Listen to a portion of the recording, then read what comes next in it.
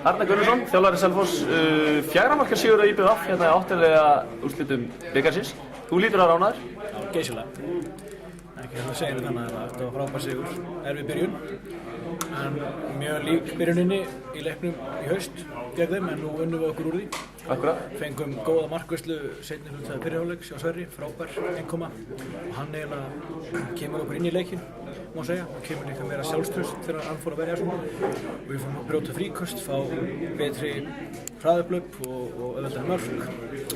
Mér finnst þess að við höfum átt að vera aðeins meira yfir í hálfleik. Akkurat, það kemur hann að kefli í IBVF þar sem skora á 14 mínútur skoraði 1 eða 2 mörk. Já, það hlýtur bara að sýna hversu gífurleg markvarslan var góð á vörninni. Já, vörnin var líka mjög góð og það gerist eiginlega sama í seinni hálfleik nema við vissum það ekki fram úr okkur en Sverrir ver jafn illa og Helgi gerði upphafið leiks. Þá kom Helgi inn jafn vel og Sverrir gerði í fyrri hálfleik.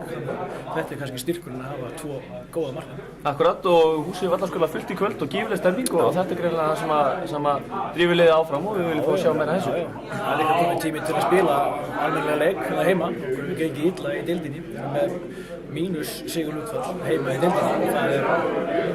Það er ekki nógu gott og nú er bara að vona að flestir drífi sig í höllina í undanúrslit. Akkurat. Einhver óska mótir í undanúrslitum? Nei, og það er ekki hægt að segja heimaleikur því að þetta er á hlutusvöldi. Já.